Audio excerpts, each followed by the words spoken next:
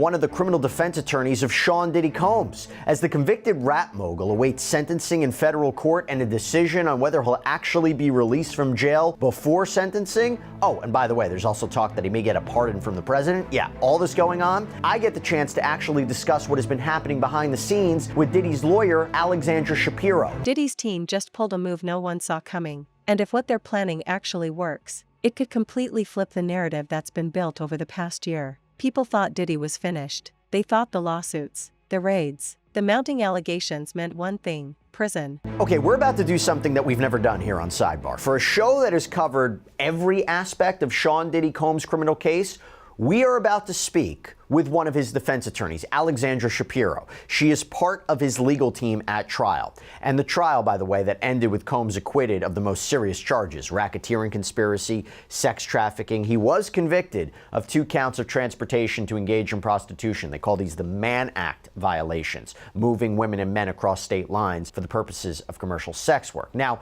we have talked about Alexandra Shapiro before. She was the attorney, for example, who argued for admitting that video of rape accuser Mia wishing Combs a happy birthday after the alleged assault. She played a key role in this case. And with questions about could Combs' convictions be thrown out, what could he be sentenced to, will he make bail before he's sentenced, can he get a presidential pardon, this feels like a great opportunity to get some insight into all this and certain aspects of the trial, like why didn't they call Christina Courtroom? All right, so let me get right into it. I am joined right now by Alexandra Shapiro herself. Thank you so much for taking the time to come here on Sidebar. We really, really appreciate it.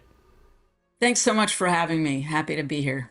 Yeah, I have a lot of things I want to get into. We will talk about all the latest developments. But first of all, I got to ask, what was it like to be part of a team like this one? Because you know, every argument, every question, it is going to be focused, debated on a national, maybe an international stage. This is a major case. And also, by the way, you were representing somebody and are representing somebody who for the past 2 years has taken quite a hit in the media and wasn't the most popular figure in the last 2 years. So to be representing Sean Combs in this massive trial, what was it like for you?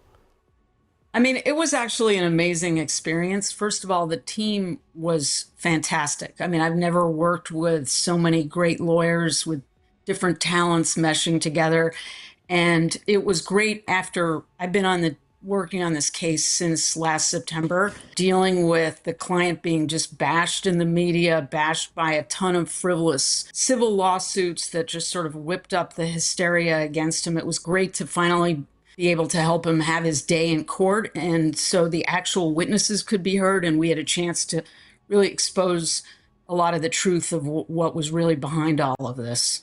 Obviously, this is a win, right? He was acquitted of the most serious charges that he was facing. Did there ever become a time, though, during the course of the trial, maybe in the first several weeks, when you're like, I'm a little nervous, I think he may get convicted of racketeering or sex trafficking, or you were confident throughout the prosecution's case that they just weren't reaching their burden?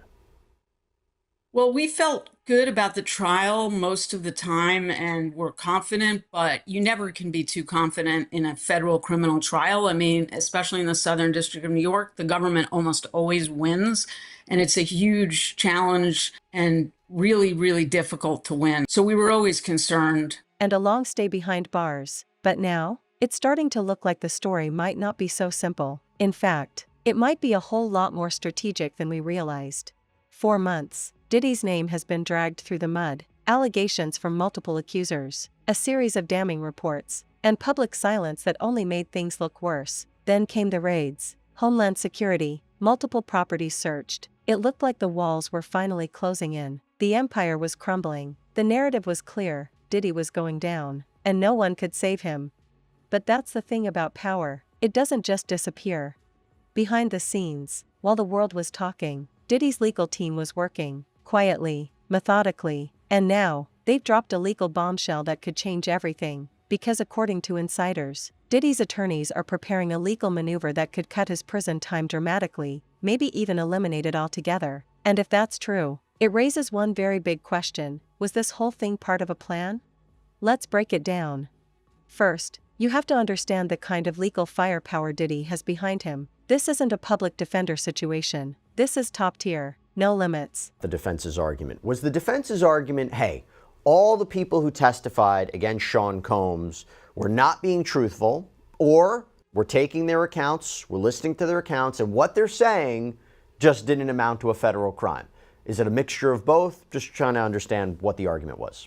I mean, I think it was a mixture. It depended on the witness. And a lot of the witnesses were telling the truth, but the truth didn't hurt Sean. It helped him. There were some people who were shading the truth. The great thing about it was there was a ton of evidence in written communications that people had created at the time, all these text messages. There were videos, and that really helped us expose the truth because these were things that had been recorded this is what people were, the girlfriends, others were saying to Sean at the time of the events in question. And so, there was really no way for the witnesses or the government to hide what was in the written documents. Now, I will tell you, if you had been following what we've been doing here on Sidebar, Law and Crime, we call balls and strikes. So there were, during the course of the trial, we would say, this was the strength of the prosecution, this was the strength of the defense. There was such effective cross-examination of these key witnesses that we all kind of wondered, was the defense going to call any witnesses? And you really did. And what was that decision? Because I understand there were witnesses who were planning to be called. There was an idea to put forward a defense case. There was a choice not to do that. Can you talk to us a little bit more about what that strategy was about? Sure. I mean, you always have to be ready to put on a case.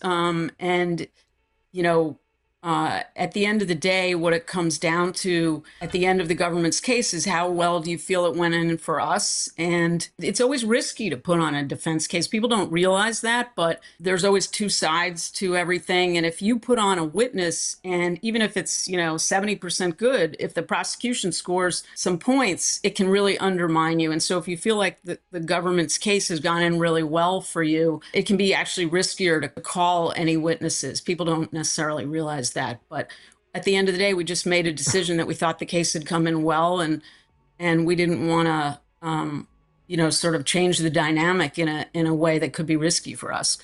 Was Christina Courtroom ever potentially going to be called by the defense? We were all shocked why the government never chose to call her, since, I don't know, her name came up almost every single day through almost every witness. Was there a plan by the defense to call her?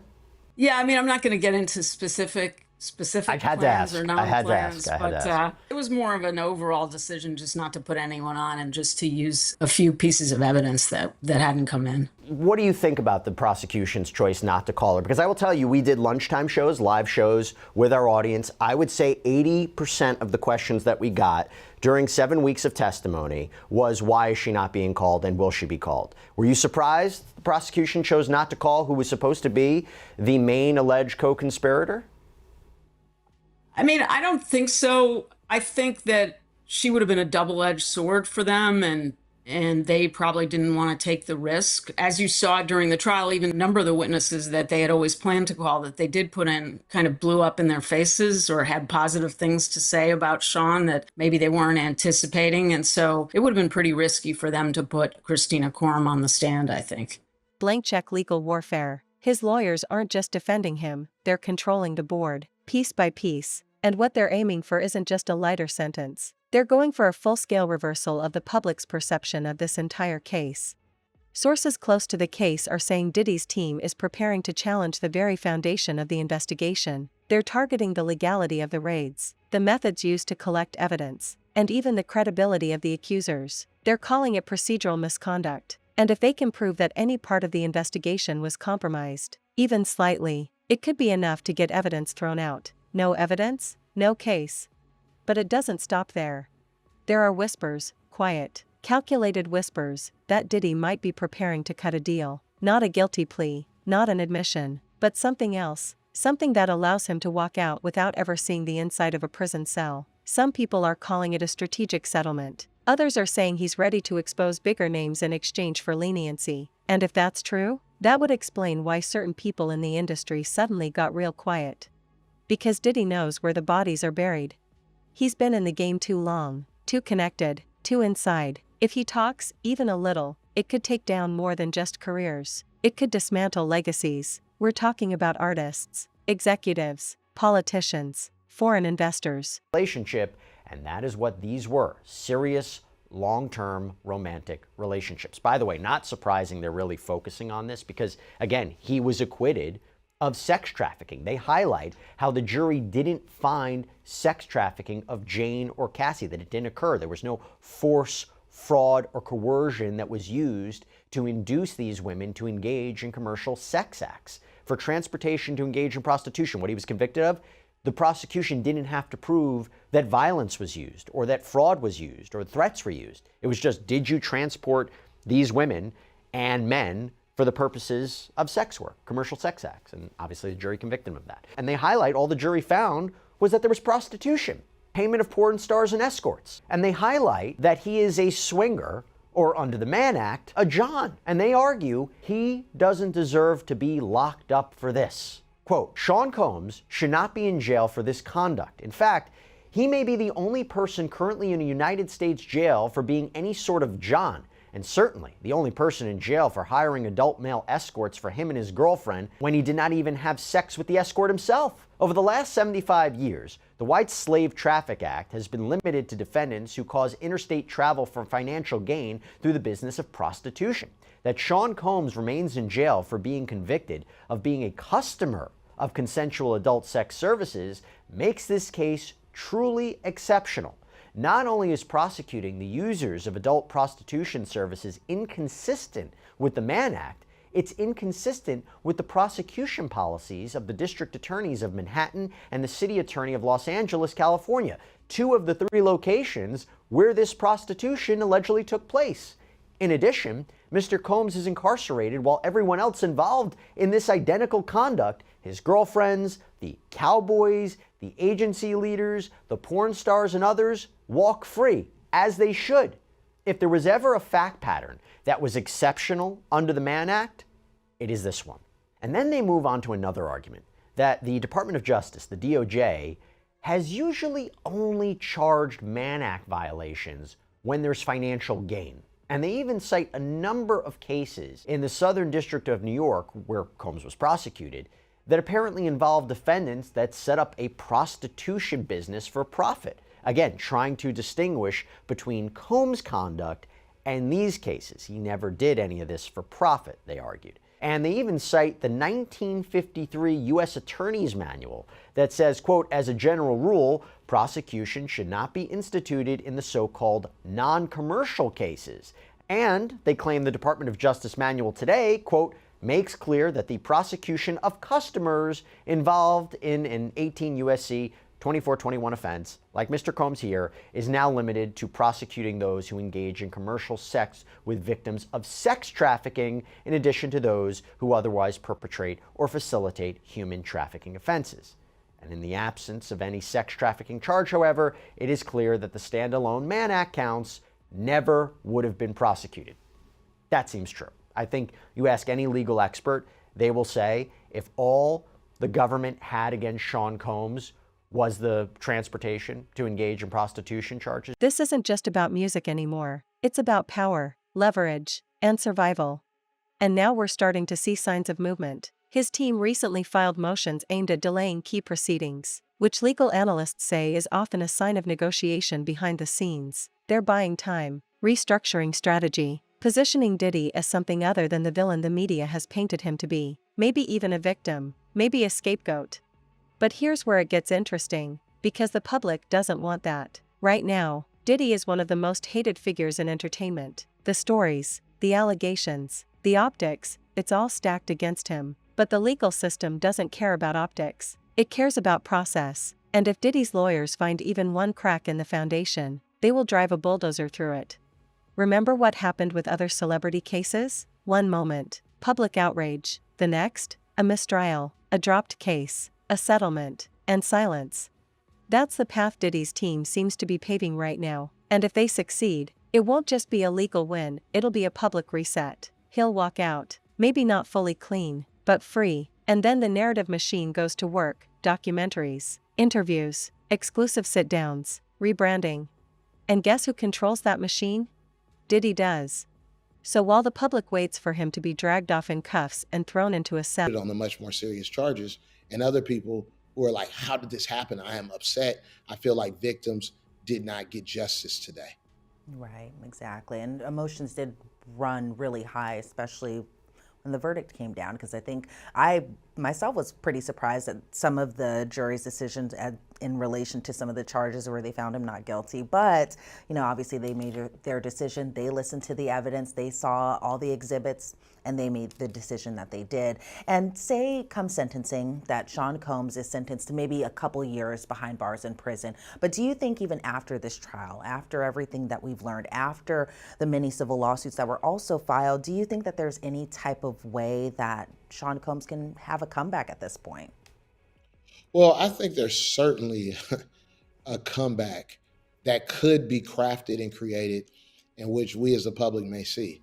Listen, this is a person who has lived his life in the public light, in the limelight for decades. Okay. And so, as has been said before, fame is one of the more addictive or most addictive drugs known to man. And so he was a very famous and now some might say infamous person. The idea that he allows the narrative to end with the way in which the evidence came in and this kind of mixed bag verdict does not is not what's the word I'm looking for? If I don't see Diddy allowing the last chapter of his book to be written with this trial, instead, the person that he's held himself out to be and who we now understand him to be is someone who is going to say, "Look, this was a dark chapter in my life, but now I'm going to show you the phoenix rising from the ashes." And there are other chapters. And I think that he will make an even more concerted effort to be more philanthropic, to be more of a victim's advocate. And also, once he completes these programs, he can say, "Look, I was once an abuser of women, abuser of drugs, abuser of fame, abuser of power and fortune, but look who I am now." And so I think that's a pretty powerful story. And frankly, people love comeback stories.